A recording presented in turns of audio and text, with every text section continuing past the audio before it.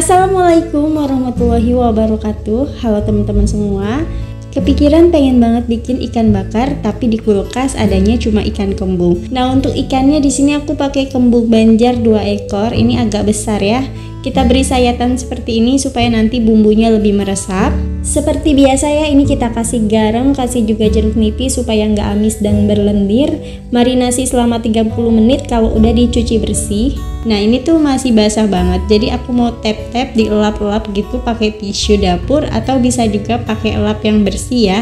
Kalau misalnya udah dielap, kasih juga garam ya. Garam ini untuk mengikat air. Nah, kenapa sih harus banget kering, nggak boleh basah? Jadi karena aku kan mau bakar di teflon ya, bukan di arang. Biasanya kalau bakar di teflon itu suka nempel-nempel, suka benyek hasilnya ya. Nah, ini tujuannya supaya dia nggak gampang benyek dan juga nggak bakal nempel-nempel di teflon. Siapin bumbu halusnya. Di sini aku pakai 7 siung bawang merah, 3 siung bawang putih. Kemudian ada 2 cm kunyit, 3 cm lengkuas, 3 batang serai, 3 butir kemiri, dan terakhir ini pakai 5 buah cabai keriting merah. Yang suka pedas boleh banget pakai rawit ya. Semua bahan ini akan aku haluskan sampai benar-benar halus menggunakan blender. Jadi hasilnya seperti ini ya. Udah gitu kita siapin minyak panas. Ini aku pakai minyaknya sedikit aja ya, secukupnya untuk menumis bumbu. Kalau misalnya minyaknya udah panas, langsung aja masukin bumbu halus yang udah dihalusin tadi ya. Nah, kemudian supaya aromanya lebih enak, aku pakai daun jeruk yang udah dibuang batangnya ya. Kenapa dibuang batangnya? Supaya nggak pahit ya. Biasanya ada masakan yang kalau pakai daun jeruk tuh jadi pahit-pahit.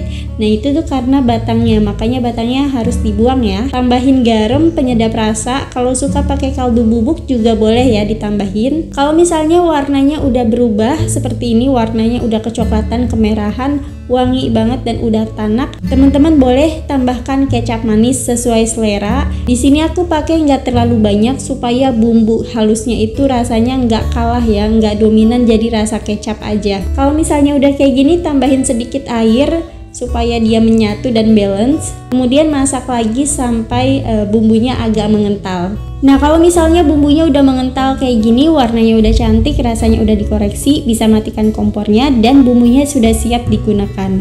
Karena ini bumbu tumis yang notabene dia bisa awet, ini teman-teman bisa awetkan juga. Caranya teman-teman bisa masukkan ke dalam wadah yang tertutup ya. Nah, teman-teman bisa simpan di dalam freezer kurang lebih awet selama 1 bulan. Nah, kemudian ini kita siapkan pan atau teflon. Siapkan juga daun pisang dilapisi kayak gini. Boleh pakai 2 lembar ya.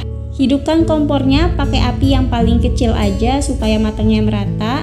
Nah, kemudian ikan yang tadi sudah kita bersihkan, sudah dielap-elap gitu, taruh aja ya di atas lapisan daun pisang ini.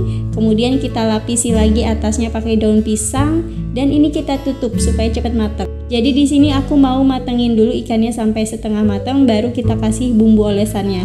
Nah, jadi ini spesial banget ya. Kenapa aku panggangnya ini pakai daun pisang kayak gini? Supaya ada aroma harum, supaya ada aroma-aroma dari daun pisang ya, yang bikin bakaran itu jadi makin maknyus. Dan juga supaya nanti bumbu olesannya itu enggak lengket. Banyak banget yang bilang kalau bikin ikan bakar di teflon itu rasanya enggak enak. Katanya tuh nggak wangi, udah gitu tuh lengket, hasilnya juga nggak kayak ikan bakar. Tapi dengan cara ini, dengan pakai daun pisang kayak gini tuh hasilnya jadi enak banget.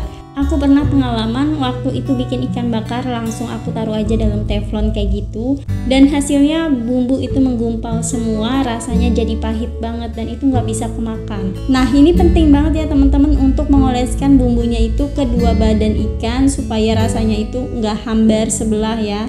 Jadi tetap enak, bumbunya juga merata. Kalau misalnya ikannya udah kayak gini, udah matang dan udah asat, dilihat dari permukaannya itu udah kering ya, udah nggak ada air. Ini bisa kita matikan kompornya dan bisa langsung disajikan. Paling cocok disajikan dengan nasi panas, dengan lalapan dan juga pakai sambal. Boleh pakai sambal bawang, sambal hijau, sambal geprek, wah itu semuanya enak ya. Nah, ini dia hasilnya ikan kembung bakar pakai daun pisang. Wanginya enak banget dan rasanya juga beda banget ya. Ada aroma-aroma khas dari daun pisang yang udah kebakar. Hasil ikannya juga matang merata sampai ke dalam-dalam. Udah pasti ini nikmat banget untuk disajikan bareng keluarga ya. Terima kasih untuk teman-teman yang sudah menonton sampai selesai. Jangan lupa untuk dicobain resep yang satu ini. Dan buat teman-teman yang belum subscribe channel ini, jangan lupa untuk subscribe ya. Wassalamualaikum warahmatullahi wabarakatuh. Sampai bertemu di video selanjutnya. Bye.